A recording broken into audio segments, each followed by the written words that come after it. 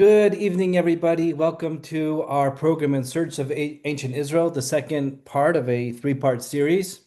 Before I introduce our speaker, I would first like to thank our co-sponsors, the Valley of the Sun Jewish Community Center, and I'd like to join with them in welcoming Professor Rendsburg here this evening. I'm Stanley Mervis, the Director of Jewish Studies at ASU, and the Harold and Jean Grossman Chair of Jewish Studies. The Center for Jewish Studies at ASU is committed to disseminating credible knowledge and fostering a culture of good faith discourse around Jews, Judaism, and the Jewish experience. To our students, our faculty, our Greater Phoenix community, and as widely as possible. Before I introduce Professor Rendsburg, I'd like to also remind you that this is the second of a three-part series. So please, I want to invite you all to join us next week on Wednesday for the third part, the third and final installment in search of the kingdoms of Israel and Judah. I would also like to remind you all that this lecture is being recorded and it will be available on YouTube within a week after its recording. And I'd also like to ask you all to please put your question and answers into the Q&A. We're going to, as last time, we're going to take a brief intermission in the middle to field some questions, and then we'll complete the discussion and we will have some questions again at the end. Professor Gary Rendsburg serves as the Blanche and Irving Laurie Chair in Jewish History and holds the rank of Distinguished Professor in the Department of Jewish Studies at Rutgers University in New Jersey. His teaching and research focus on all things ancient Israel, primarily language and literature, though also history and archaeology. His secondary interests include ancient Egypt, the Dead Sea Scrolls, and the Hebrew manuscript tradition. Professor Rendsburg is the author of 7 books and more than 200 articles. His most recent book is How the Bible is Written, which came out with Hendrickson Press in 2019, with a particular attention to the use of language to create literature. In addition, he has produced 2 series for the Great Courses program, one on the Book of Genesis and one on the Dead Sea Scrolls. Plus, he lectures regularly for the Smithsonian Associates, One Day University, Context Travel, the Biblical Archaeology Society, and other adult education venues. Professor Rendsburg has visited all the major archaeological sites of Israel, Egypt, and Jordan, plus he has excavated at Tel Dor and at Caesarea. He also has done extensive research on medieval Hebrew manuscripts at leading libraries, including the Bodleian Library in Oxford, the Cambridge University Library, the Vatican Library, and the Library of Congress in Washington. During his career, Professor Rendsburg has served as visiting professor or visiting research scholar at the University of Oxford, the University of Cambridge, the University of Sydney, the Hebrew University, Bar Ilan University, the University of Pennsylvania, UCLA, the Getty Villa, and the Pontifical Biblical Institute in Rome. At present, he is at work on 2 major projects, a commentary in the Book of Samuel for the JPS Bible Commentary Series, and a new dictionary of Ugaritic language. Without further ado, please, Professor Rendsburg. Thank you so much, Stan, and welcome everyone to our second of our 3 presentations in this series in search of ancient Israel. I have to say that I very much enjoyed all of the engagement last week. The Q&A was just wonderful, and as Stan said, we'll do the same this evening. We'll take a break about halfway through. If you have any questions in the first half, that 5 to 7 minute break, a good way to ask anything that might have been on your mind from the beginning of my presentation. And then, of course, we'll have plenty of Q&A towards the very end.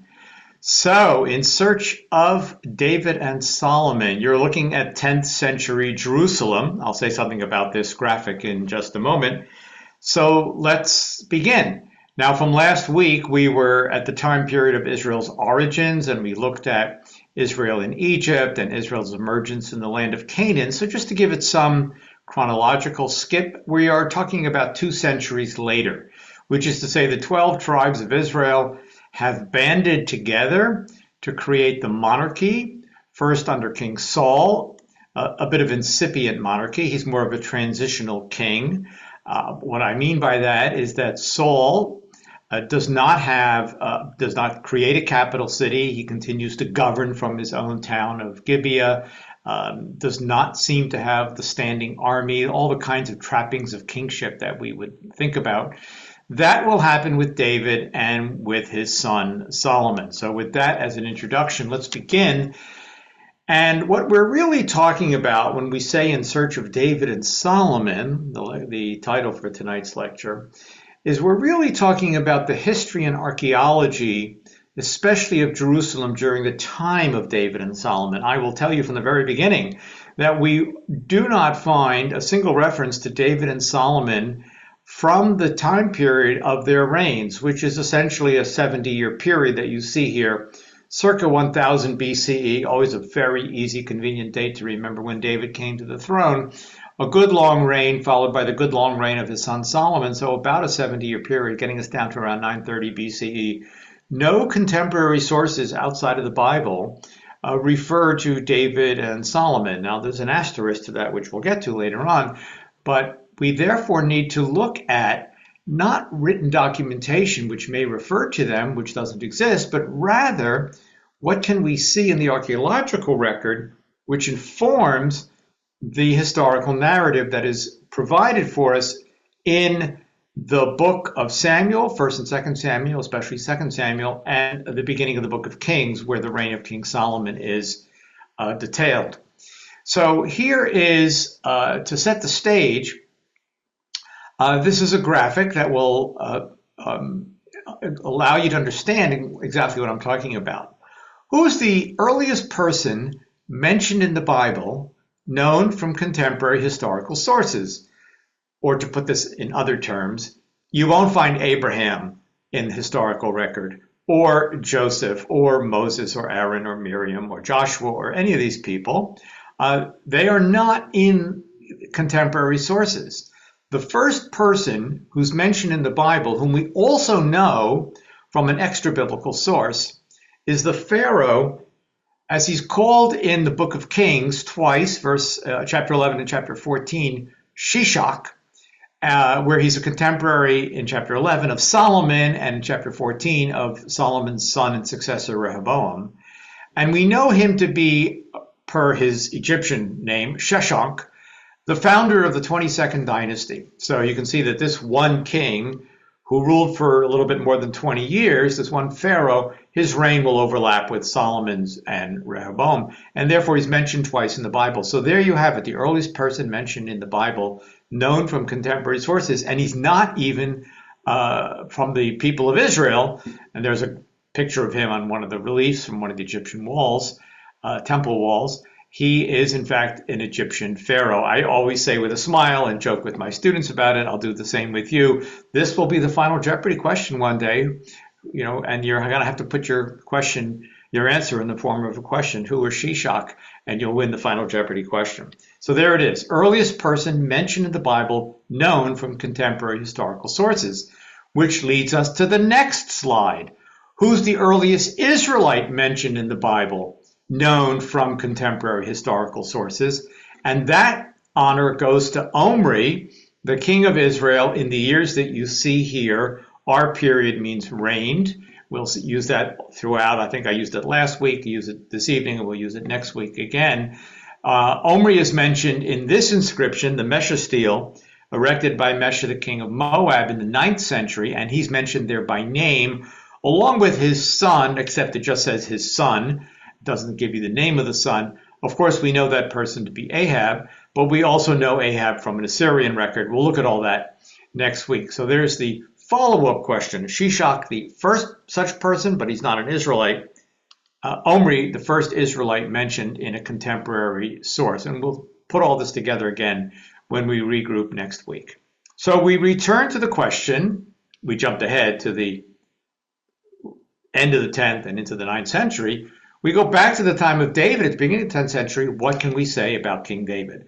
First of all, let's look at the topographical map, and we looked at this last time in a different context when we talked about the settlement of the Israelites in the central hill country.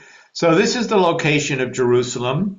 The numbers you see here are meters above sea level, so about 800 meters above sea level, 2,600 feet above sea level. slightly higher mountains to the north and to the south of Jerusalem. You can see reaching over 1,000 meters, but at 821 meters, that gives us a sense of the topography of Jerusalem. Now, here are the 12 tribes laid out. Again, I used this map last week. And it's important to note that according to the book of Joshua and the book of Judges, the city of Jerusalem remained an independent city-state surrounded by the 12 tribes of Israel. It's on the border of Benjamin to the north and Judah to the south, but it had its own king throughout the time period of the emergence of the Israelites in Israel in the land of Canaan, as described in the books of Joshua and Judges, and in fact even into the early parts of Samuel. So think of it perhaps, if it helps you, as something like an ancient version of San Marino, totally surrounded by Italy, or an ancient version of Andorra with France and Spain on either side. Independent country, tiny little place, and yet not part of the larger geopolitical surroundings. So that was Jerusalem up until the time of King David. Here's the aerial view. Obviously, I can't take you back and remove all the buildings that you see, the spread of Jerusalem today. This area here, and those of you who've been to Jerusalem will most likely know this, this area here is what we call the City of David. The Bible calls it the City of David. This is Jerusalem circa 1000 B.C.E. When it was an independent city-state before David came to conquer it. Late in David's career, and certainly in Solomon's career, the city expands northward to include the Temple Mount, where the temple will be built. We'll come back to that. But all the modern buildings you see here, all the way up to Mount Scopus in the distance, the Mount of Olives over here, obviously all of that is just barren land in the time of David and Solomon. So this image, which you saw was my opening image, is the creation of a wonderful colleague, Lane Rittmeyer. You see his name there on the bottom right. He is a Dutchman, although he lives in Wales. He's lived in Britain for quite a long time now. And he is an architect / archaeologist who has mastered these computer programs which allow one to reconstruct, to depict archaeological sites or historical sites as they were in the ancient period. So what do we see here? Jerusalem is on a hilltop, and it is easily defended, which is probably why it remained an independent city-state with its own king for so long. On this side is the very steep Kidron Valley, which you see here. On this side is something we actually now call the Central Valley or the Western Valley. They come together here at the southern point of Jerusalem. So the only place where Jerusalem is really not surrounded by some natural steep hill and valley below is on its northern flank. This is actually where the temple will be built, up here. But even there's a slight saddle here separating the northern hill, Temple Mount, from Jerusalem proper. And you see the city wall. So this is what Lane Rittmeyer has created. Now, perpendicular to the city walls, you see this structure right here. And that's because, and you see a little blue, that's because this is where the spring of Jerusalem was located. About 2/3 or 3/4 of the way down the hill towards the Kidron Valley. Clearly, the early people who settled in Jerusalem, and we have documentation of Jerusalem going back 1,000 years before David and archaeological material long before that. So they settled here obviously because of this spring, which I'll show you, but they didn't build their city down here because they would be susceptible to people coming through on the Kidron Valley. They built at the top of the hill, built the city wall, and dealt with the water in a moment, as you shall see. So if we go back, this is the Kidron Valley here. Now we're looking north. This is the Kidron Valley here. This is the other valley on the other side, and you can't really see where they come together at the bottom. And here's that northern flank before you reach Temple Mount. So there is your introduction to the topography of Jerusalem. So here's the Gihon Spring. Now the Hebrew word Gihon means gusher. It is one of the largest springs in the country, and it clearly supplies sufficient fresh water for the residents of Jerusalem in ancient times, and enough to also irrigate fields down in the Kidron Valley, for example, where we know they grew crops. You can visit it today. Many of you may have. You see those stone stairs to get you down there. It's open to the public. I guess the gate closes at some point, but almost always when I've been there, it is open. Now, I want to take you back a century and a half to the work of Charles Warren. He was the earliest explorer of ancient Jerusalem, a British military man, as you see from his uniform here, who was stationed in the Near East and had the bug of archaeology and therefore started exploring the area. He was really the first one to start thinking about the material that we read in the Bible and where might all these things be taking place, along with other contemporaries in Victorian England, including the occasional American who made it to the land of Israel during the Ottoman period as well. So this is what the Bible says. And David captured the stronghold of Zion. Zion, by the way, appears almost always only in poetry, Psalms, for example. It is rarely used in prose stories, although you do have it here in 2 Samuel chapter 5. And it's another name for Jerusalem, the stronghold of Zion. It is now called the city of David. And David said on that day, all who attack the Jebusite, they shall reach. The city is not expressed, but it's pretty clear that's what's understood there. They shall reach the city via the water channel. Now, the Jebusites are that pre-Israelite population of Jerusalem. We know nothing about them outside the Bible. They are referred to only in Jerusalem as the residents there. Let's just call them a subdivision of the Canaanites, and there they are in Jerusalem. And David says, if you want to attack, you have to reach the city via the water channel. An enigmatic phrase. For those of you who know Hebrew, the word sinor here, used only one other time in the Bible in Psalms with reference to naturally running water. So this is, which is how we come up with the translation of the water channel. So Warren read this and said, what does that mean? And he started exploring until he was able to uncover essentially the graphic that you see here. So this is a cross section. The city is up here. Right? This is the city at the top of the hill. But the spring is down here, as I mentioned, way far down the hill. Now the spring would bubble up. This is what natural springs do. And the water would spill out into the Kidron Valley. Or you could walk down and capture the water and then bring it back up in your buckets and so on. Buckets, of course, don't exist. If you're thinking rubber buckets, we're talking about pottery vessels. The pre-Israelite population, and this is demonstrated archaeologically, those call them Jebusites. The people there in the second millennium B.C.E. built the water system that you see here. They filled up the water outlet here, only allowing a trickle to go down into the Kidron Valley to irrigate. And they built a horizontal channel in the other direction so that the water gushing from the Gihon, instead of going, as we look at it, to the right, went to the left. They then built this 1, 2, 3 system that you see here, which we're going to walk through in just a moment, which is a walkway until you got to point number 9. And then this is a shaft.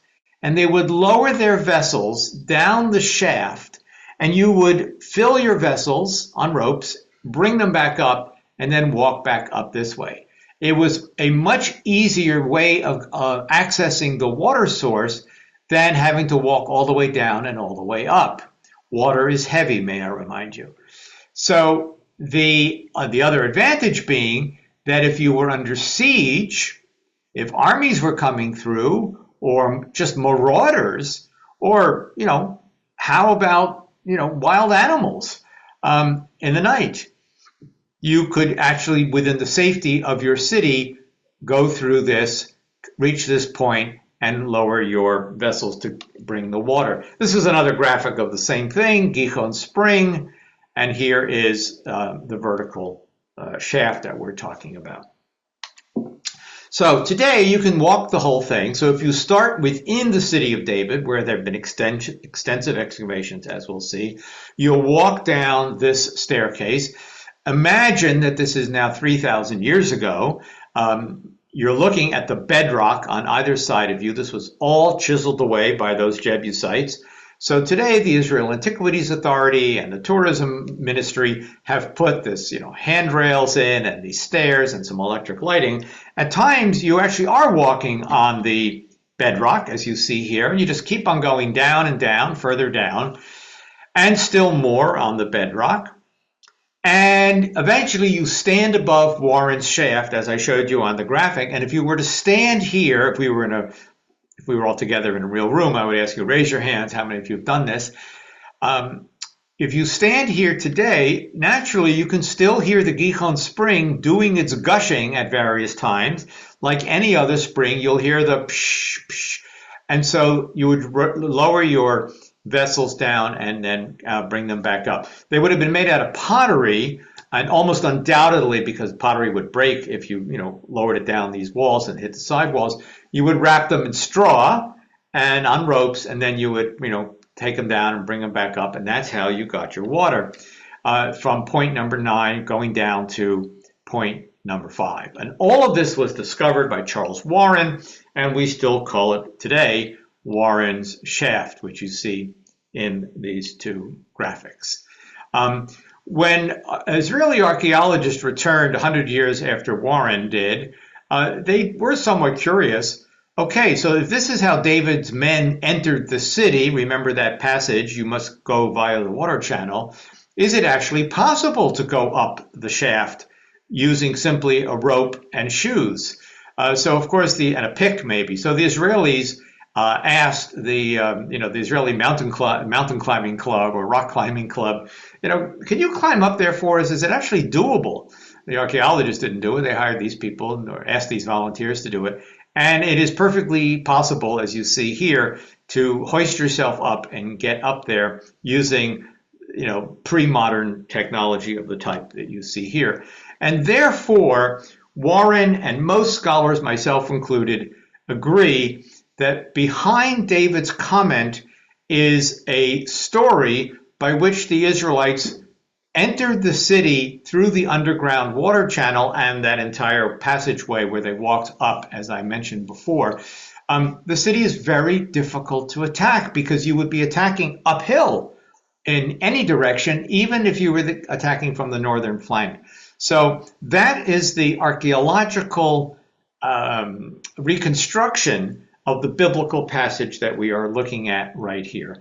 And just to remind you, I'm looking down, but imagine I flipped it and you were now looking up. You walk down, sidebar, you walk down with your empty vessels, not too heavy. You come back with your filled up vessels, and you know how heavy a water jug can be. And of course, I have to add, and you know who was doing this work? Yes, it was the women, right? We know women were the water carriers, as we know from all manner of references, including artwork from ancient Egypt, for example. So that's the water channel. Now, David, therefore, gains control of the city. You'd think this would be a major event, but those little few verses there in 2 Samuel chapter 5, there's no big narrative. We get a big narrative in Joshua about the conquest of Jericho, and we get other narratives about the defeat of other people in the book of Judges. The whole thing is told in basically the most succinct terms for reasons that are a bit enigmatic, which we're not going to be able to answer now. But as Stan said in the introduction, I am writing a commentary on the book of Samuel, and I'm actually right now on 2 Samuel chapter 5 addressing this very question. Okay, so why is there no major story? Just David said, go attack via the water channel, and the next thing you know, they succeed, and here you are a couple of verses later, and David dwelt in the fortress, and he called it the city of David, named for him. By the way, that was not unusual for kings. And David built around it from the Milo inward. So now, what is the Milo? For those of you who can read the Hebrew, here's the word. We usually just transliterate it in English translation. So the Milo comes from the Hebrew word fill, And we now assume that it's a landfill of some sort. And this was uncovered in the excavations during the 1970s. It's a large retaining wall. The city of David is up here, and this is the slope down to the Kidron. I'll show you a few more pictures of it, and you'll see it on Lane Rittmeyer's graphic when I show that to you again.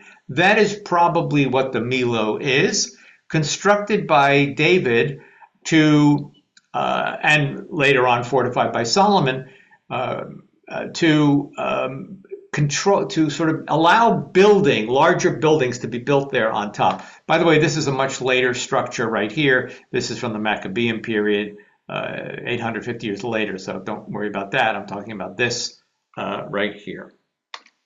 So here's another view of the Milo, and again, that's Maccabean. So the term that archaeologists use for this is the stone-stepped structure, just to give it some descriptive term, which most scholars agree to be the Milo mentioned in the Bible. Now, up on top, we come to the large stone structure. Don't you just love the creative naming of these archaeological finds? But this is a very large public building. The stones you see here are much larger than any kind of other stones you find around Jerusalem, or for that matter, any other homes in the environs of Jerusalem during this time period. This was excavated back in the early 2000s, and just to show you, it may not look like much. Today it's been covered over, but you can visit this, you can walk through it, not on the stones themselves, but the walkway that you see there on the right. And again, I assume many of you have done so. Here's part of that walkway. And you get a sense of a very large structure with these very large stones, with the walls that you see here. And kudos to my late lamented colleague, Eilat Mazar, who unfortunately passed away 4 years ago now. And look at the size of those stones. I mean, you just don't see stones that size in other Israelite excavations. She excavated this and believed, and I agree with her, that what she uncovered was David's palace. We call it neutrally the large stone structure, but it has been dated to the 10th century based on the pottery remains that you see there. And we will go with her claim, maybe with a little bit of a question mark, but this has to be, this very, very large structure has to be the palace. And it fits neatly with the biblical story because you don't see anything earlier than that. And from this point onward, you're going to have David, Solomon, etc. Now, the Bible tells us that David built a palace, but I want you to note that the Israelites did not do it on their own. We'll see this for the temple as well in a few minutes. David did not do it on his own. He had to bring in a workman from Tyre, the great urban center of the Phoenicians to the north. So the Israelites and the Phoenicians had a treaty arrangement, and it was the Phoenicians who helped the Israelites build what now becomes the urban center. Up until this point, Israel was a rural and village culture. At the end of the last session last week, I showed you the elliptical sites first, which are so minor, and then even the villages, which aren't that large. But now you're having the urbanization for the first time, and the people of Israel, they don't know how to build a palace. They're only recently settled, coming in as former Shasu Bedouin, you remember from last week. It's true that the Phoenicians also have the cedar wood that's required, but they're also bringing carpenters and stonemasons. They're bringing workmen, and in the case of Solomon's temple, as we'll see later this evening, an architect as well. So the analogy I would use is a developing nation today wants to build some major infrastructure project. They may not have the technology to do it, so they will hire a country that does have the technology. More and more, by the way, it's now China. Once upon a time, it would be Germany or Britain or the US or France. But today, for example, the great dam that Ethiopia is building on the Nile is being built by China, and the high-speed rail that is being built in Ethiopia is being built by China. So, the Ethiopians, wonderful people, but they're still more, they're not, a major engineering power like the US or China or some other country like that. So this is not new, right? You go back 3,000 years, the Israelites are welcoming in the Phoenicians to come and help them construct these major building projects. Here we are on the top of the large stone structure, looking down now on the stepstone structure, what we'll assume to be the Milo, and you see the Kidron Valley down below. So all of these are the excavations of Jerusalem, or another view, even better, down into the flattest part of the valley over here. In biblical times, the village of Silwan, which you see here, would have been basically empty. One or two, eventually it started developing. We have some tombs there from the later biblical period, but this would have been just empty land. And as I said, even down here in the valley, it's not huge, wheat fields, but they were growing crops down there in the valley. We know that from various pieces of evidence. So here we are again with Lane Rittmeyer's graphic, and he places the palace here and the stone stepped structure here. So that is based on the excavations of the stone step structure going back to the 1970s, and now the palace being uncovered by Eilat Mazar in the early years of the 21st century. Okay, we now go to King Solomon. That's as much as I can say about David. Let's go to Solomon and deal with the temple before we take our midway break. Now, this is what the temple looks like based on the information conveyed in the Book of Kings. We have quite a bit of detail, which allows us the floor plan on the bottom and what architects will call the elevation on the top. So you'll notice it has an open courtyard out here. You'll see this in another graphic in just a moment. And then a three-part structure, vestibule, holy place, and the Holy of Holies. So the tabernacle, which would have been the portable shrine that the Israelites used for the worship of God as laid out in the Torah, was brought into the land of Israel. David brings the Ark of the Covenant to Jerusalem. He had hoped to build the temple, but the plans never got fulfilled during his reign, but they were fulfilled. They did come to fruition by King Solomon, and the Ark of the Covenant was placed in the Holy of Holies here, and you can see it portrayed here, just like it was in the Holy of Holies of the tabernacle. So the distances you see here, so many cubits high, so many cubits long, and so on. Again, these are all based on the measurements that are provided for us in the Book of Kings, 1 Kings, chapters 6 through 8. This is one graphic to give you a sense of it. So the altar is out here in the court. This is just called the Molten Sea or the Brazen Sea. Unclear what it represents, but there it is. And I want you to pay attention, because you'll see why they're important, to the two pillars, which are right here as you enter. This graphic calls it the porch. This one called it the vestibule. As you enter, you see those two pillars. They're mentioned in the Bible. That's how we know about them. And the author of the Book of Kings actually gives them names. One pillar was called Boaz, and the other pillar was called Yachin. So there you have it. And you go into the holy place and cut away there. You see eventually the Holy of Holies. Now, a word about the molten sea, which you see there, this round, big round thing. Sidebar comment. In 1 Kings 7, verse 23, it describes it. It's called a yam in Hebrew, right here. That is to say, a sea of cast metal. In other words, it's a big container of water. We wouldn't call it a sea, but that's the term they use. And by the way, based on that, one of the interpretations is that it somehow represented the primeval oceans going back to Genesis 1, from which which is how the world started. Maybe, I don't want to, we could, talk about that perhaps if you have any questions about it. It's very possible that that's what it represented.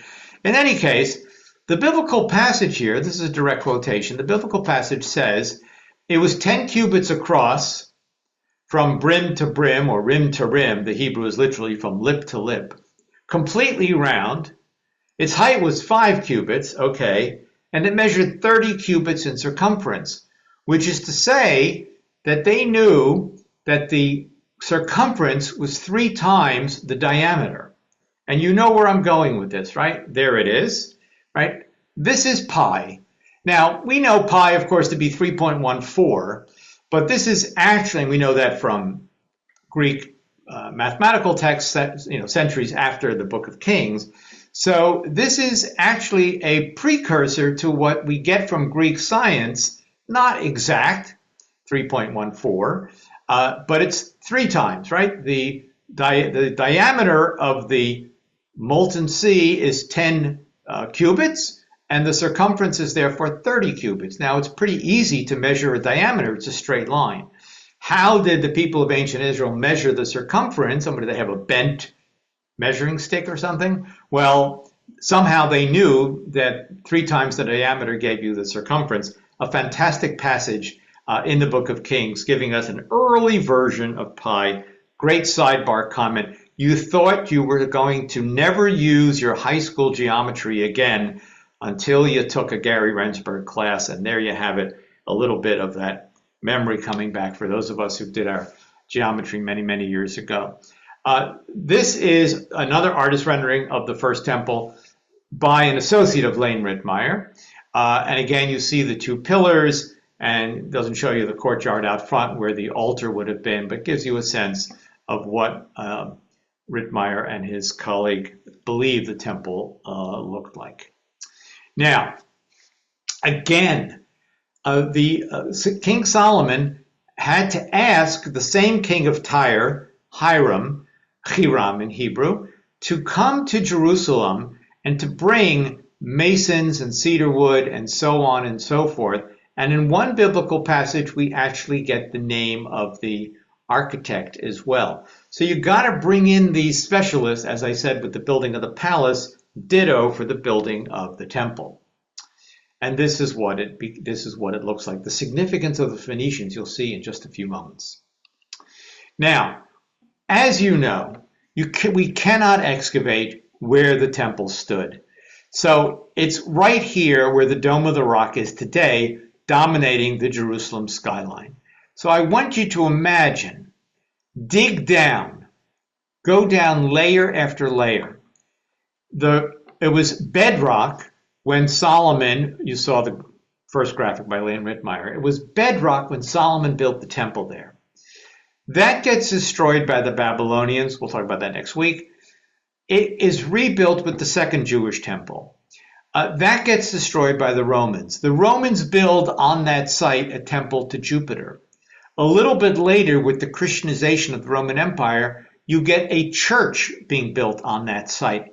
The ruins of the temple to Jupiter is torn down. The Christians build a small church. And on top of that, that is dismantled. And on top of that, in the 7th century CE, the Caliph Umar builds the Dome of the Rock, which you see here in the late 7th century. And of course, it's standing there now for more than 1,300 years. Okay, so we can't excavate there. But imagine the layers all the way down, and somewhere down below, and where you may ask me, well, what about ground penetration radar?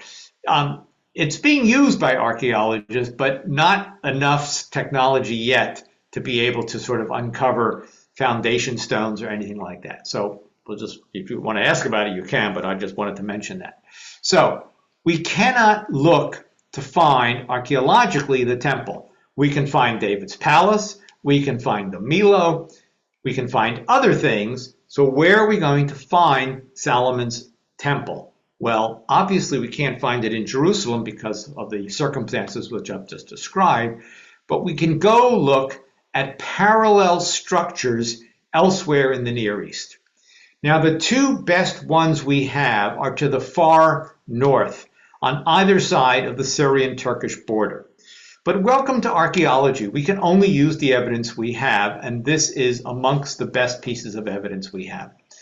This is a temple called at a site called Tel Tayinat, and you'll notice that it has stairs going up and then a three-part structure. Here, the holy place and the Holy of Holies. So the architecture that you see here is similar to Solomon's temple.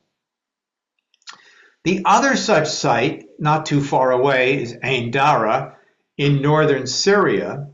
And again, now the Tainat, and I'll show you a graphic, is sort of narrower than Solomon's. Ain Dara is sort of broader than Solomon's, but Ain Dara gives us the same thing: vestibule, holy place, and deep here, hard to see on this photo, the Holy of Holies. But what you can see here are the two pillars at the entranceway. That's why I asked you to pay attention to them at Solomon's temple.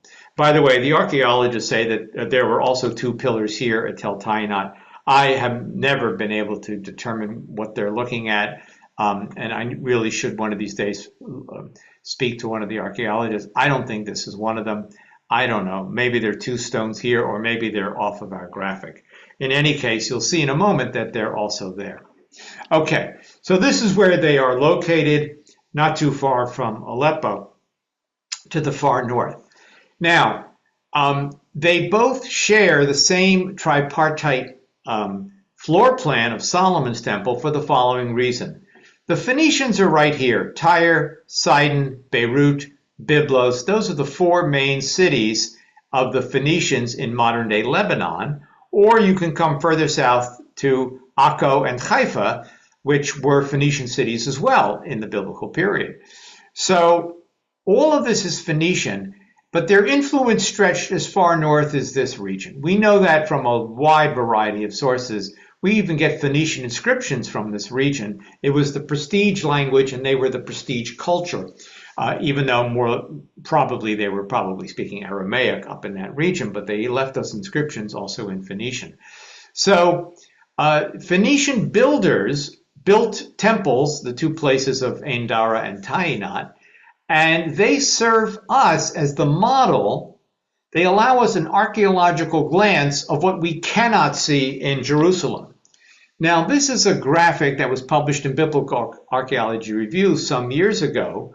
Solomon's temple there on the left, the Tainat temple right here. There's the columns, even though I couldn't see them, and the broader sort of squatter, almost squared off Ain Dara temple here, and you can see the three-partite structure in all three of these, using the Hebrew terms ulam, hechal, and devir, which you see here. So what this tells us is that if Phoenician builders helped build Solomon's temple, we can get a sense of what it looked like by looking at these two other temples hundreds of miles to the north. But again, we use whatever we can when it comes to archaeology. Here's the Ain Dara temple after it was excavated 30 years ago. And I'm sorry to tell you that it was destroyed during the Syrian civil war. This is what it looks like today. The Syrians say that it was a Turkish airstrike that went awry and landed on the temple, which destroyed it. So fortunately, we have good photographs, good drawings, good archaeological reports, but this is just one more personal aside, right? One more recollection of what war can do, obviously to humans and human life, but even to our historical past. So with that, we'll take a break, and we will move on to this in just a moment. So let me stop the share and see what kind of questions have come in. I'm all yours, Stan. Okay, here we go. Well, there's one that was in the chat I saw, and the first question is, did the Jebusites have the ability to construct wood buckets to carry water? Well, wooden buckets would not be impossible. I'm thinking of barrel makers, something like that. Wood buckets are not quite as watertight, I should say, as pottery. So possibly, as you can imagine, Wood does not remain in the archaeological record very often. Certainly not in Jerusalem. I mean, we have wood from Egypt, obviously, so dry, and other places. So I don't know the answer to that. I suspect they were all pottery vessels. Yeah. But So the wood would have been a lot lighter. So that maybe except more durable too. yeah. So the next question is, what did King David trade with King Hiram of Tyre in exchange for the cedar wood, carpenters and stonemasons to build his palace? I don't think it tells us in the case of King David, but with King Solomon, I'm doing all this from memory. I believe it mentions grain, wheat and barley. So that would have been Israel's export. Okay. Yeah. Another question is, there was a temple in Egypt that possibly the temple of Isis at Aswan that also had a vestibule, outer chamber, and an inner chamber, which was labeled as Holy of Holies.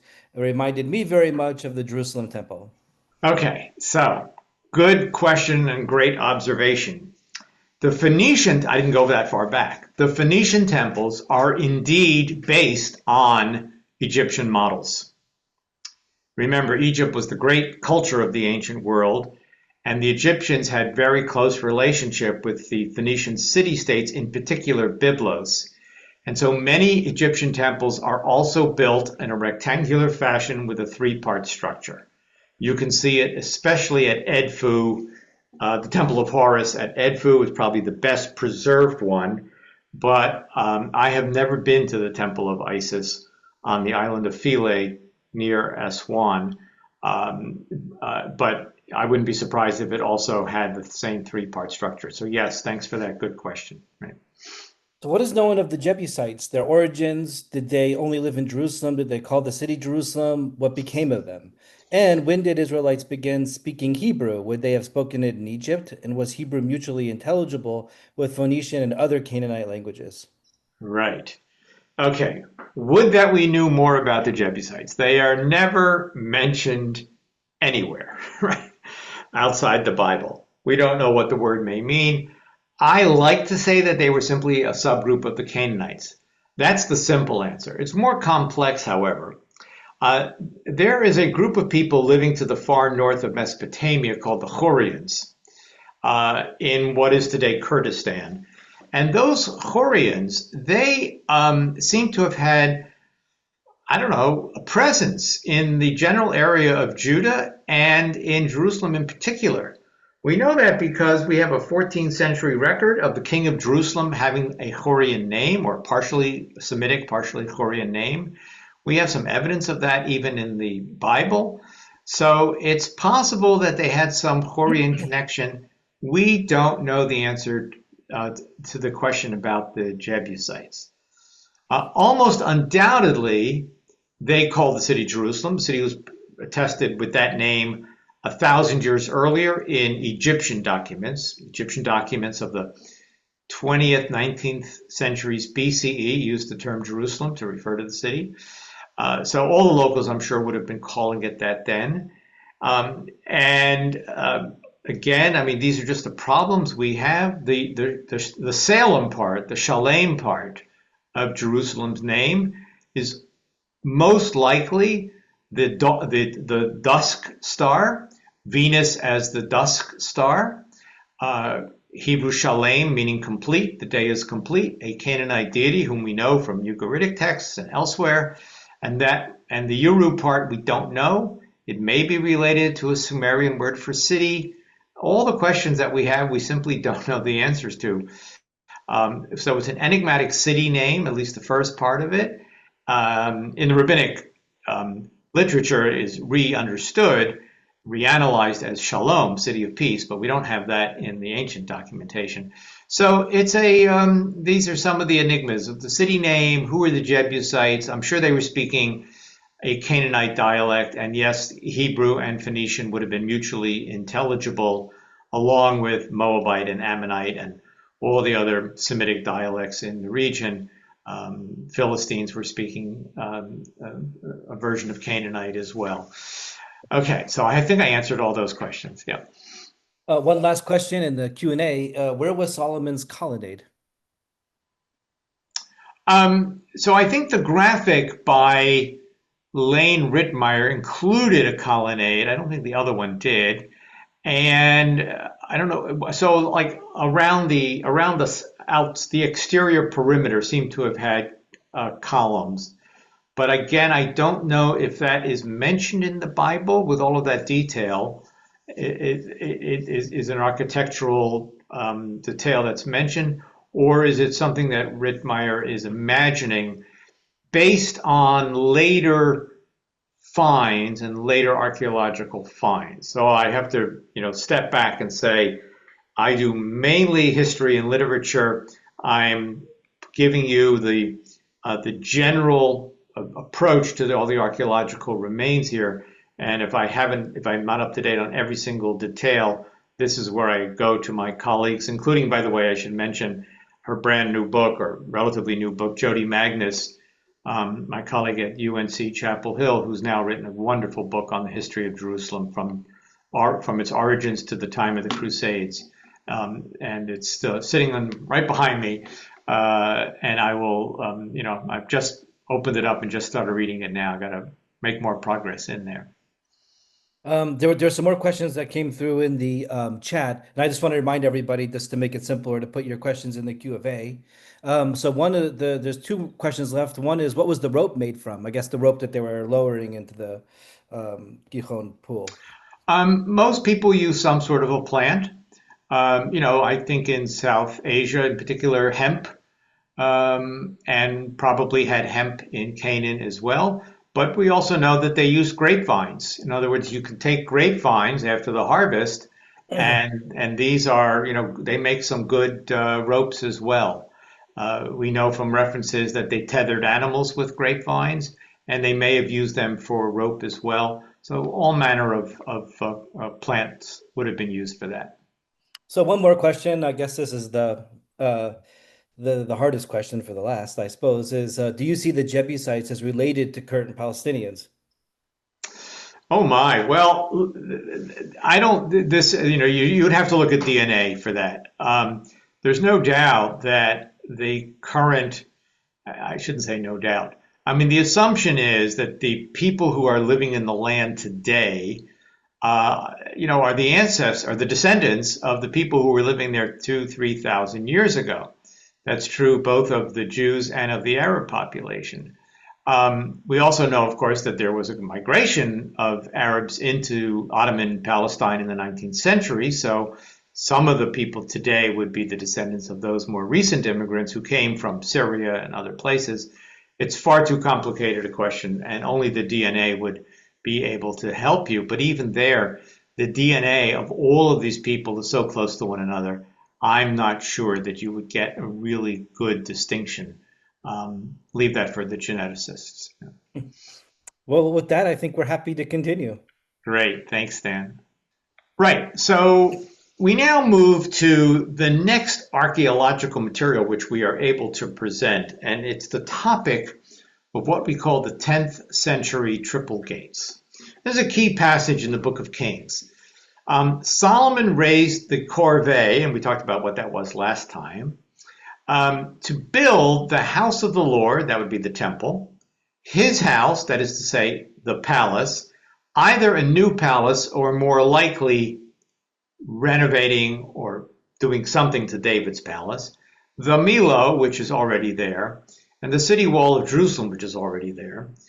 And part of the problem is that Hebrew does not, the word build, bana in Hebrew, means build, rebuild, fortify. It means all of that. So it's, he built the temple, that we know was new. But the rest of the things, the house, meaning the palace, the Milo and the city wall, probably just fortifying them or renovating them or something. Semicolon, pause, because all of that stuff is in Jerusalem. And then at the end of the verse, Chatzor, Megiddo, and Gezer. So these three cities already existed prior to Solomon's time, but we will assume accordingly that he was fortifying them, and that leads us to this discussion. Let's get our laser pointer up here again. Here we go. Good. Now here's the map. This map is showing you the kingdom split into Israel and Judah, which will happen after Solomon's time. but it was a good map for me to use to show you where the three cities are, Chatzor and Megiddo, which are actually on the map, and Gezer is not, so I drew the arrow to show you where it is. So you get a sense of where they're located, Megiddo and Chatzor further north, Gezer, not too far from Jerusalem. And Solomon fortifies these three cities. All three of them have been well excavated, in certain cases for decades, especially Megiddo, and revisited with new excavations at Gezer and Chatzor as we speak, and at Megiddo still today. So this is Megiddo, well excavated, University of Chicago, Hebrew University by Yigal Yadin, Tel Aviv University by Israel Finkelstein, and ongoing. It overlooks the Jezreel Valley, beautiful as you see here. And at the entranceway are the triple gates. So as you entered from the valley, this photo is from the inside going out. This is my old photo when my son was 4 years old, and I still love it. He now has two children of his own, older than 4 years old, but I still love it. It reminds me personally of my visit there with him. And you had to go through these massive gates that you see here as you entered, and there were chambers on either side. This is Chatzor, and again at Chatzor, and you can see it right here, you would have to enter the city. I mean, it's basically the way you come in off the road today, and you would enter the city right here by these triple gates, which you see here. And if we go to Gezer, you see a person standing there on the left, the same thing. You enter the city here. This trough thing was built later on by some other, it's not part of the original structure here. And you have this passageway that leads you through into the city, and you have 1, 2, 3, 4, 5, 6 chambers that you see here. So here are the layouts of these three. It's not the best high-tech graphic, but it's the one that everybody still uses. Megiddo on the left, Chatzor and Gezer on the right. And you can see that they are strikingly similar in design. At Megiddo, by the way, we actually have the ramp from outside the city walls that brings you into the city by passing through the triple gates. It's not only their layout. This chart shows you the dimensions. In other words, the length of the gates in the three cities are 19 or 20 meters long. The width, 16, 17, 18. In some cases, the dimensions are exact. The wall width in all three sites is 1.6 meters. The casemate width of these other walls is 5.4 or 5.5. That's only 10 centimeters off. The entrance width where you would come through is 4.2 or 4.1, difference of 10 centimeters, not too much. So you look at this and you look at this, and the conclusion is that these three gate complexes must have been built by a centralized authority, as opposed to, and they're all dated to the 10th century, as opposed to, well, the people of Gezer built one, and the people of Chatzor built one, and the people of Megiddo built one, and they all turn out looking the same. And you see these three most prominently at these sites, not at other sites, and these are the three which, according to the Book of Kings, were fortified by Solomon. And so we come to the conclusion that the three cities with their triple gate complexes are evidence for the reign of King Solomon as described in the Book of Kings.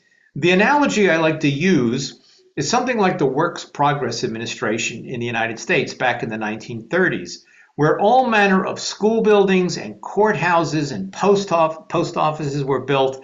And you know from your own experience going around America, actually maybe not in Arizona, which is a much newer state, but where everything is quite new. But here on the East Coast, our local school buildings and, post offices and courthouses that are still standing from 100 years ago, almost 89 years ago, they are all of the same design, right? Or if you went off to ask the Army Corps of Engineers, a wonderful group of people, to build a dam for you or some, levees, they're all going to look alike wherever you go in America, or a bridge, because they have a template. So if those modern American analogies help you, And we know they're emanating out of a central administration in Washington. Ditto here. These are emanating from a central administration in Jerusalem based on that passage in the Book of Kings.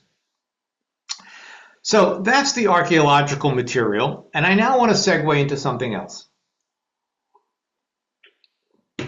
My own personal view is that much of the Torah, especially Genesis, was actually written at the time period we're talking about.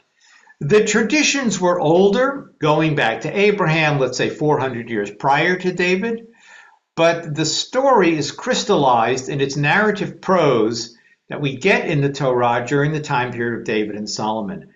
Because prior to this, you have disparate tribes with very little connection one to the other, beyond the fact that they all worship the same God.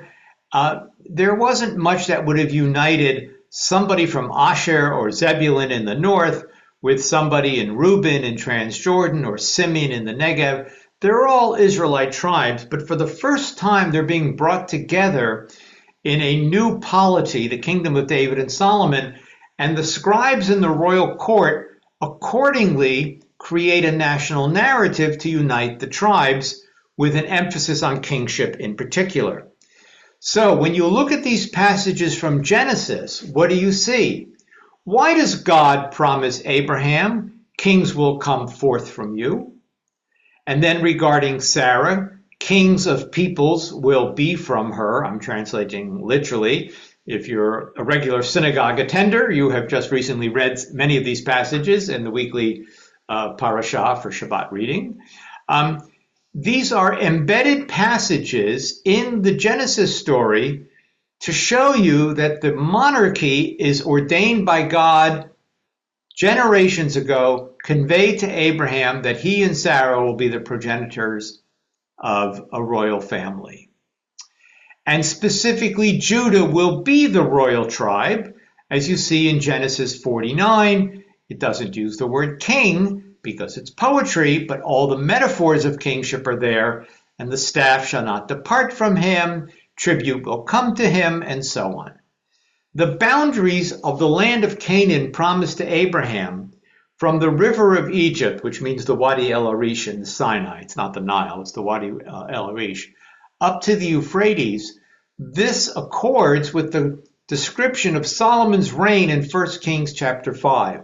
Prior to this, an Israelite would have laughed at the idea of the land of God gave to Abraham being such a broad expanse. And afterwards, it all fell apart, as we'll see next week when Solomon dies and the kingdom split.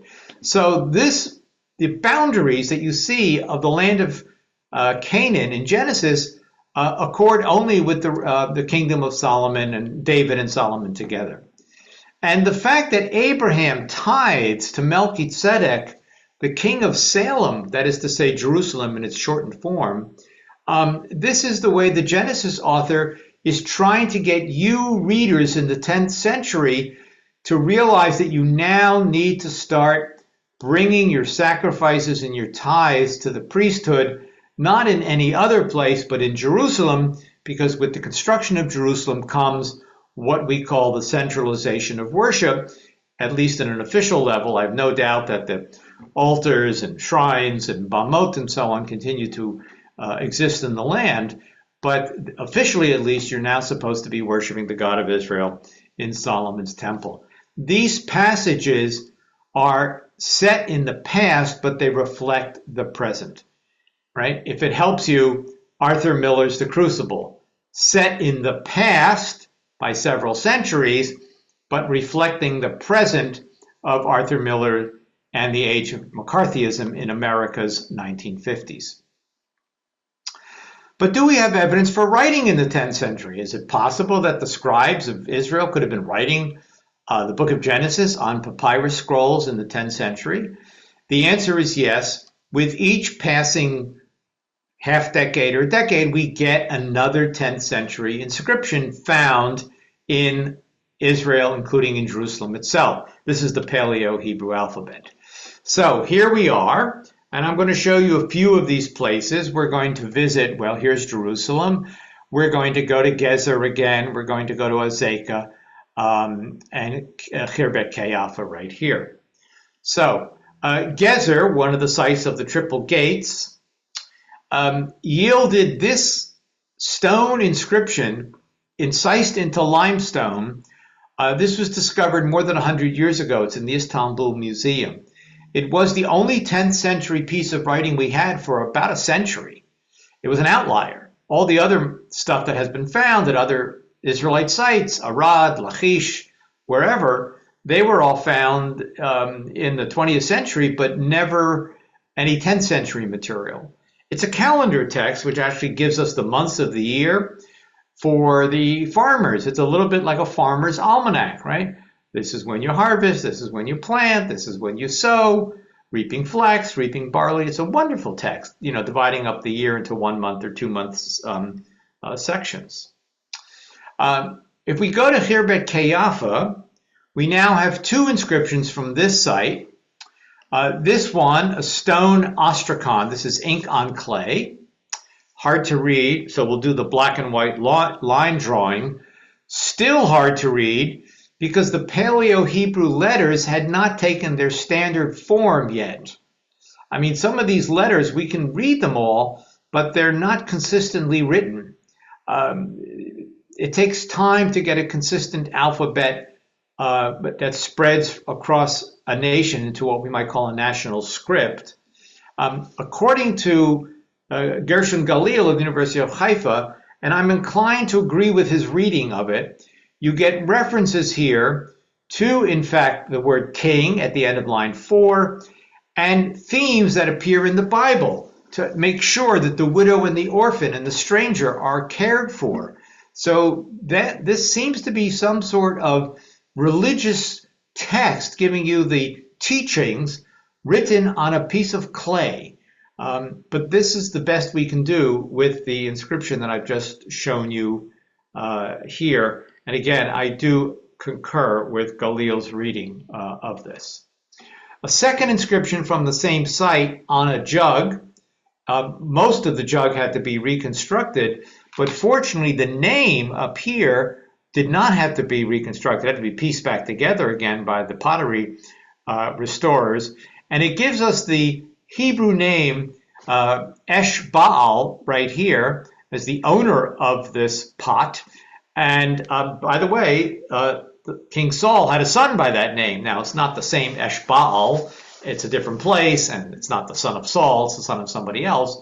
But it's interesting to note that we have his name from the 10th century. And here are the pieces before they were all put back together again by the pottery restorers, in this case at the Hebrew University. Tel Zayit, not too far away, relatively small tel. This stone bowl was found in the early 21st century. It was in a wall, as you see here, in situ, in what we call secondary use. One of the archaeologists noted that it was incised with writing, which hopefully you can see here. They took it out of the wall, looked at it carefully, and this is a line drawing of it. It is an alphabet. It's the Aleph Bet written out with some extra letters, what we call an abecedary, and it gives us all of the letters of the alphabet that we know. The 22 letters are written here in that Paleo script. Here's the bowl, a different angle of it. And here's a close-up of at least some of the letters to give you a sense, discovered now 20 years ago. The point being, we have all sorts of material now of 10th century writing. We're not going to find papyrus scrolls. They would have disappeared in the climate, biodegradable, but on stone and on clay, we find stuff. And then just 12 years ago, this was found in the City of David excavations by Eilat Mazar. And it's again an ostrakon incised into the clay before the pot was fired. By the way, does everybody see that this is a collared rim vessel? I talked about that last week. And it's hard to read the letters, but these are certainly letters. This is one suggestion, reading right to left, something perhaps like Naton Chelkam, give them their share. Was it the charity bucket or something like that, the charity pot? We don't know. That's all we have. So these sites are beginning to yield writing in the 10th century, and that's very helpful for my idea that we have a 10th century Torah being created, especially the narratives in Genesis and elsewhere. Upon the death of Solomon, the kingdom splits into the north and the south. We'll talk about this much more next week, with the two capitals of Jerusalem remaining the capital in the south and Shechem becoming the capital in the north, although it moved to Samaria half a century later. You see Samaria close by. Now, in the 9th century, we have two inscriptions which mention the house of David. So when I started out this evening and I said to you that we do not have David in the contemporary record, that is to say, no 10th century mention of him, we do have two 9th century mentions of him. Let's look at those. The first one was found at Tel Dan in the far north, where it says Dan, and it's written in Aramaic. It's Aramean territory. Dan was an Israelite city conquered by the Arameans to the northeast of there. And the red dot over here, it's not labeled on the map, so I put the red dot there, is where Dibon is located, and that was at the time the kingdom of Moab. And from these two sites, we have two inscriptions, these two, that mention House of David. We'll start with the Tel Dan inscription written in Aramaic, and it's on display in the Israel Museum, and they actually put the white chalking there so you can read the words Beit David, House of David. It was written by the king of the Arameans, Hazael, who's actually mentioned in the Bible. It was found now in 1993-94, so we're going on 30 plus years since it was found. I'll swing back to that at the very end of it, in just a few minutes. And this is the large chunk of stone on the right was found in 93, and then the smaller chunk in the next season of excavations in 94. This is the line drawing, and it mentions House of David. Now, what's it talking about? Hazael states that he defeated the king of Israel, and he mentions his name. We'll come back next week and look at that. And that he defeated the king of Judah, and he mentions his name. And those are names we know from the Bible.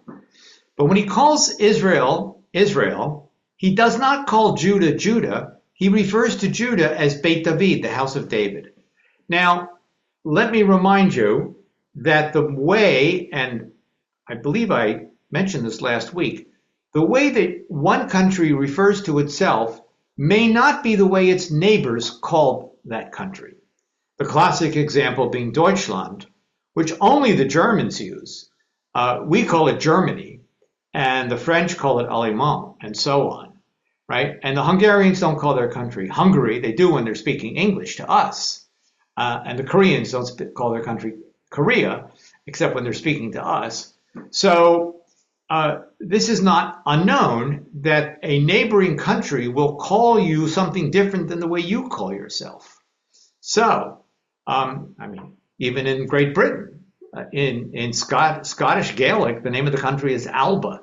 The English call it Scotland, but if you were speaking the native language of that region, you'd call it Alba, and so on. So here is Beit David used as the name of the country of Judah. And it's all written in the Paleo-Hebrew alphabet, which is essentially the Phoenician alphabet used by the Israelites, the Arameans, and everybody else. So there is Beit David. Now, when that was found in 1993, at the same time, the following occurred. This is the Mesha stele. It's a very large, tall, huge inscription, which I'll show you a picture of with me standing next to it in a few minutes. Written in Moabite by King Mesha, king of Moab in the 9th century. It was actually found in 1868, and there's a story here. When it was found, it was intact. The locals saw the excitement of the French archaeologists, today it's in the Louvre, saw the excitement of the French archaeologists, and the Bedouin who were working on the excavation, in some, 150 plus years ago, in some superstitious way, thought it must be filled with gold, and they smashed it. Well, it's a big chunk of stone. It's not going to break. But the inscription fell off the front in the places that you see here. These, fortunately, are still there, fixed to the original stone. So all of this had to be reconstructed. Now, how was it reconstructed? As soon as the archaeologists found it, they did not have any photography with them in the field. Photography was invented already, but they didn't take cameras in the field. They did what's known as a wax squeeze. They took the wax paper that they had with them and rolled it out and got a mirror image of the inscription. And that's how they were able to piece it back together again. So this is now we're able to read it. In 1993, Professor André Lemaire of Paris asked the Louvre, do you still have that wax squeeze from 150 years ago? And they said, well, 130 years ago then. And they said, well, of course we do. We don't throw anything away. It's in the basement. Lemaire arranged for new technology, infrared photography, to start reading the little gaps down here at the bottom, which were not very legible in the wax squeeze. And so he was able to read the words Beit David, spelled slightly differently without a yod, but that's fine. It's within Moabite spelling practices. At the end there where it says House of David. Omri is mentioned in the very beginning of this inscription, you'll remember from my opening slides. House of David is meant, and Israel is mentioned, and Yahweh is mentioned. It's got all sorts of stuff there about Moabite-Israelite relations. But at the end, he talks about Judah, and that's where you get House of David. And Lemaire announced to the world, wait a minute, the Tel Dan inscription is not the only one that has House of David. So does the Mesha stele, which we've known since 1868, but only now through the technology of reading are we able to see the expression there, House of David. Here I am 15 years ago in Paris at the Louvre. I like to joke, I'm not touching that, don't worry. I like to joke, a 2-hour queue to see the Mona Lisa or the other great wonders of the Louvre. This gallery, it's got Hammurabi's Code just to the right of where I'm standing here. You can just walk up and see, all the best stuff you want to see. Hammurabi's Code, Mesha inscription, the Baal stele from Ugarit. Welcome to the Ancient Near East Gallery at the Louvre. So we end with a personal account, which is the following. I was on sabbatical in Israel in the fall of 1993.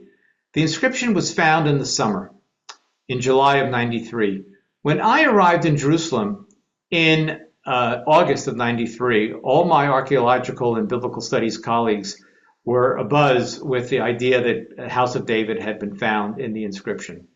So the Bible department at the Hebrew University and the Institute of Archaeology got together and arranged for a meeting of all the professors in Jerusalem from all the various disciplines, and including anybody who wanted to come, who many of the Tel Aviv and Bar Ilan professors live in Jerusalem and commute.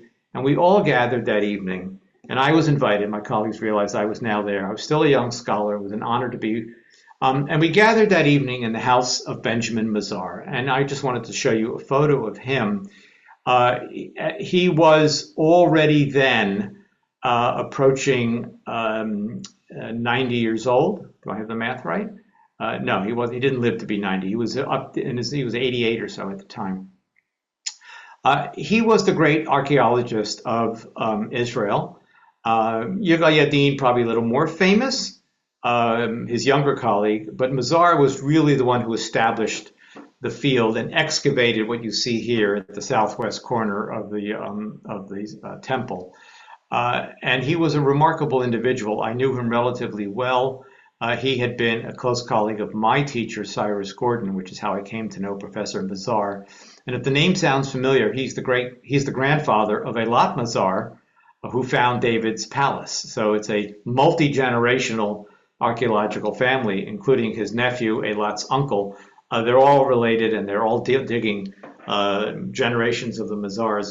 We gathered at Professor Mazar's house and talked about the inscription that had just been found. At that point, only the large chunk here on the right with Beit David had been found in 1993. It's one of those wonderful memories, and all I remember is all evening Professor Mazar was just beaming, shining. It was almost as if he had waited his entire life, his entire career, to find David in the historical record. And he did. And within a year or so, a year and a half, he passed away. And it's just a memory that I cherish. And I thought I'd just share that with you, how the personal and the professional merge together in the world of biblical studies and the archaeology of ancient Israel. That's it. Lecture 2, In Search of Ancient Israel, in search of David and Solomon. Time for questions. Thank you so much, Professor Rendsburg. I know I really learned a lot from that. Let's take a look at the Q&A. Um, so did David live in a palace? Well, we have to assume so. It says he did. He was out strolling one evening on the roof of his palace when he espied Bathsheba. So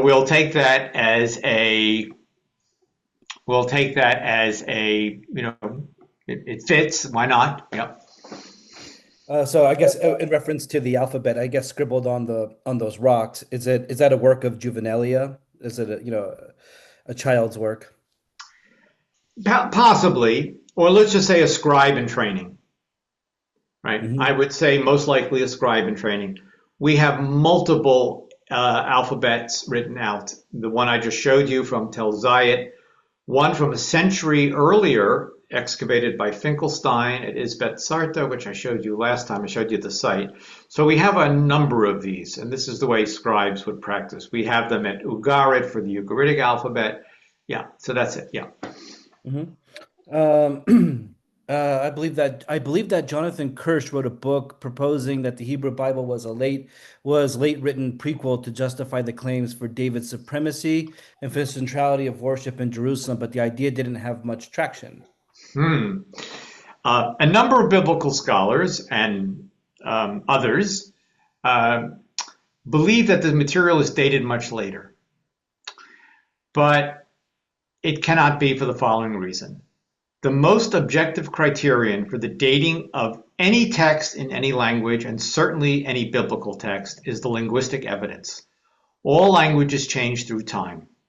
And the material in the book of Samuel, in particular, and Genesis as well, is written in the earlier stratum of biblical Hebrew. We know what late biblical Hebrew texts look like if you want to read Ezra and Nehemiah set in the Persian period, ditto for Esther, and other books of that time period. We know what a late text looks like. You and I, as English speakers, can tell the difference between the English we use today and even Jane Austen 200 years ago. Never mind Shakespeare 400 years ago or Chaucer 600 years ago. So we know that this is written early. And unfortunately, most biblical scholars just ignore the linguistic evidence and they simply don't address it. And it is a real blind spot and a misfortune for our field. Trust me, the material is written at an earlier stage, not a later stage. If I could just follow up on that myself, like, is it that you're arguing that that the Torah, the five books, is coming together then, or that the J texts are coming together at that time? All five. Hmm. I also don't believe in the JDP theory, or at least Hmm. because the narratives are so beautifully unified that they do not they should not be divided up into their microscopic parts, right? I do believe in a priestly source for the law and the ritual material, and Deuteronomy is clearly a separate book. But to take Genesis and divide up those narratives into J, E, and P material, a topic for a whole other lecture, no, I don't believe that. There's a good chapter in my book that you mentioned at the beginning, how the Bible is written, which deals with it. Yeah. Well, thank you very much. One of our participants just commented on what a beautiful story. I think your recollection of Professor Mazar. I think that I that's hope very so. beautiful. Yes. Okay. Um, and then would David have been pronounced with a V or like Arabic with a wa? In biblical times, the vav was pronounced as a W sound, and it is still pronounced as a wa by Yemenite and Iraqi Jews, and that is a preservation of that um, of that original pronunciation. It started changing to a V sound. Well, we used to think, much, much later into the Middle Ages, but now a new article's been written by a couple of Cambridge colleagues who are suggesting even at an earlier stage, but clearly in David's time, going back to the Iron Age, it would have been a W pronunciation, yes. Uh, okay, just another compliment for such an amazing presentation. And Thank you. another question, the Venerable Bede, just a side comment, not a question. Yeah, I don't know if I understand that. Did you mention Well, I mean, it's did one you of our mention the great Old Venerable Bede? English writers. Yeah, oh, because you're mentioning Old English writers. Oh, okay. All right, yeah. Which would be a far, unless I was an English major and I did a lot of Middle English in particular, but also some Old English, you would have to be specially trained to read Old English today. You Mhm. might as well be reading Dutch or German. Yeah. Well, great. I think that if let me check our chat just in case because I don't think there's any more questions. Um, now's we still have 5 more minutes if anybody wants to slip another question in, I have or a, if yes, Lisa, please. so in past experiences in Israel, I've walked through the water tunnels, Are those from this period or are they way later? We'll talk about it next week. Hezekiah's tunnel, which everybody walks through, was built 300 years later. Got it. Okay. And the graphic that I showed, one of them, I think, actually had the extension showing Hezekiah's tunnel, but it's 300 years later. We'll talk about it next week. Yep. Thank you. And you must have gotten wet. Yes. It's much easier in the day Well, with the the cell phone water is flashlight. still flowing, right? I mean, the Gihon hasn't stopped. That's nature, right? The water is still there. Exactly. I was saying it's much easier now in the day of cell phone flashlights to walk through the same Yeah, yeah. speed. I mean, when Warren did it, he had a candle. He describes, I Wow. didn't mention that, how he was holding a candle in his mouth and Wow. groping on the walls. They didn't have that material that you can burn on your helmet. A coal miner's Coal hat, and I didn't have miners. any of Yeah. that yet. Yeah, Wow. Incredible. yeah. Oh, well, if there's no more questions, thank you so much. Thank you. Thanks, Dan, and thanks, Yeah. Lisa.